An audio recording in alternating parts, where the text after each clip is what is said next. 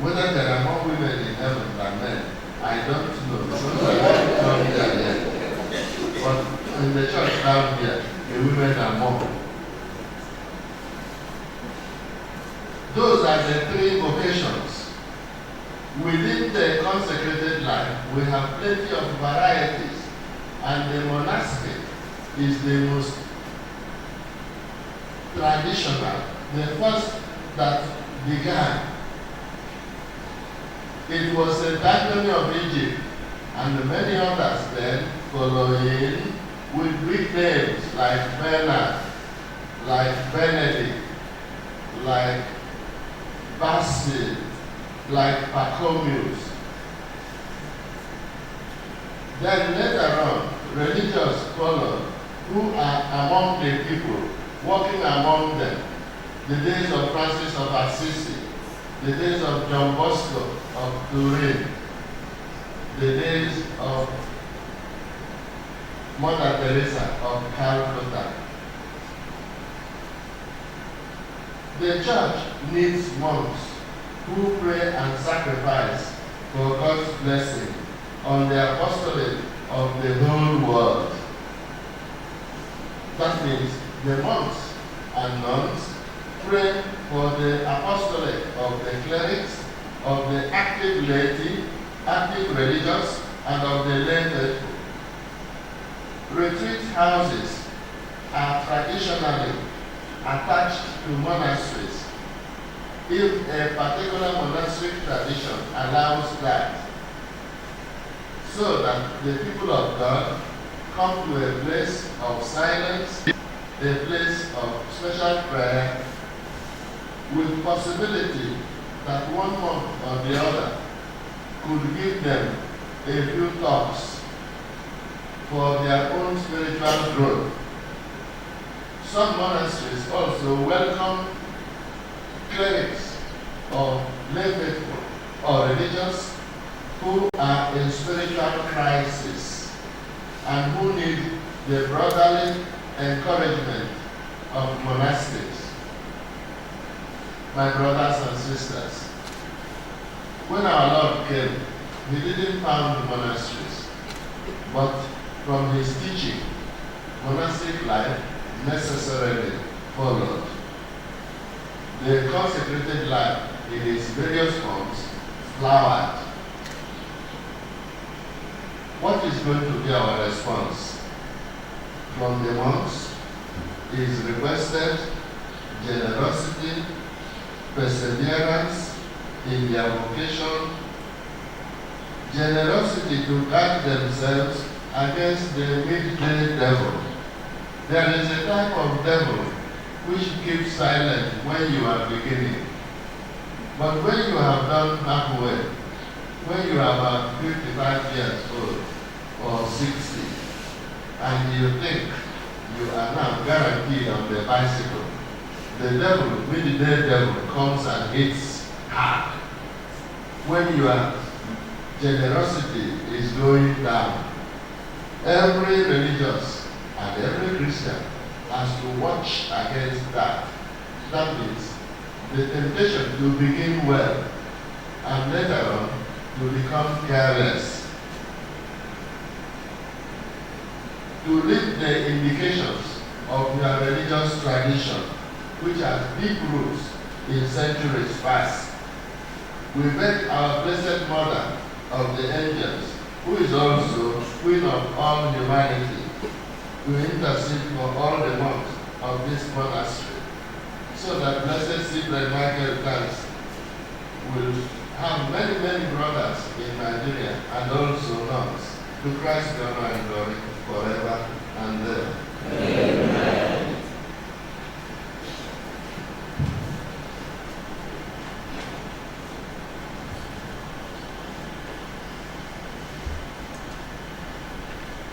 By baptism, we follow him.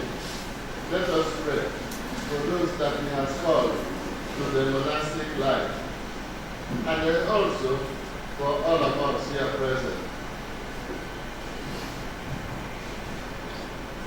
For the church, that God may guard her against her enemy and strengthen her to proclaim the good news with boldness.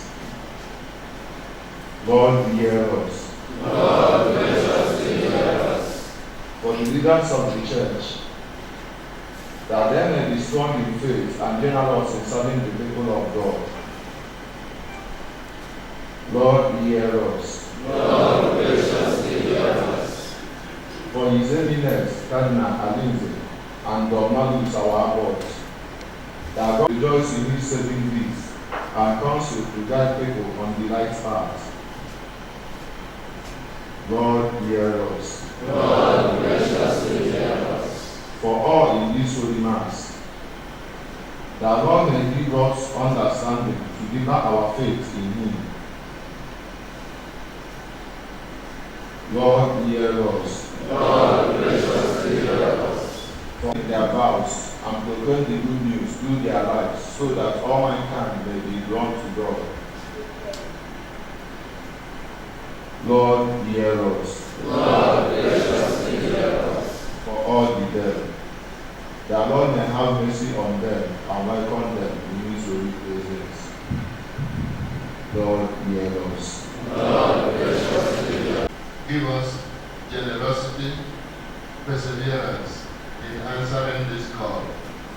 Through Christ our Lord. Amen. And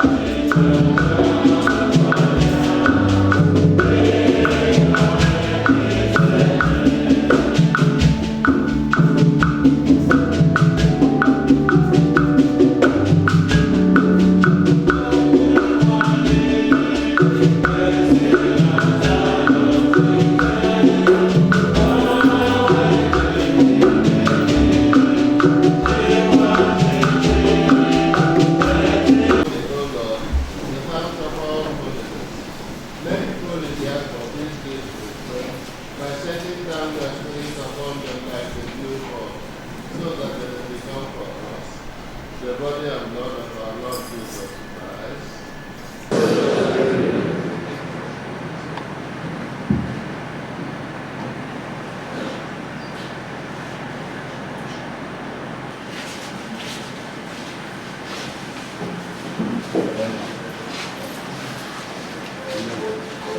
Ụbọchị dị otu a bụ nnukwu ụbọchị n'atụmatụ ọ gara na oge izu ụka ọbụghị ụbọchị ụka ka nnukwu nna anyị His Eminence Cardinal Arinze bịara ịnọnyere anyị so anyị nwa aṅụrị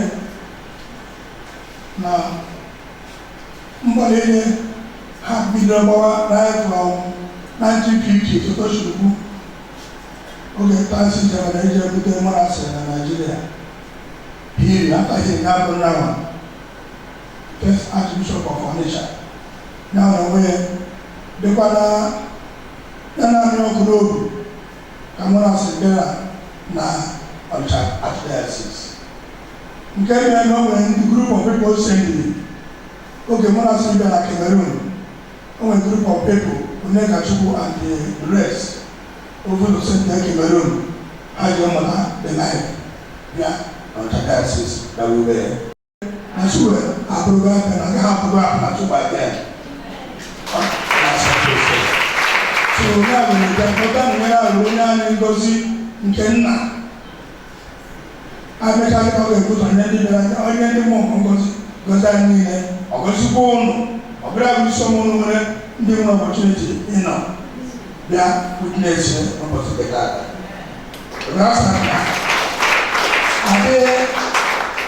adịghị ọchị kwada mana mgbe ọbụla ịdịgo ifuru ọchị dịgo ihe ma a ndị ya n'uju nọ obodo anyị nọ.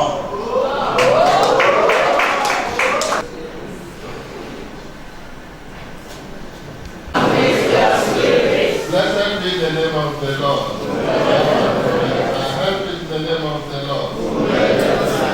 The Almighty God bless you, the Father, and the Son, and the Holy Spirit. Amen. Our Mass is ended. Let us go with the peace of Christ. Thanks be to God.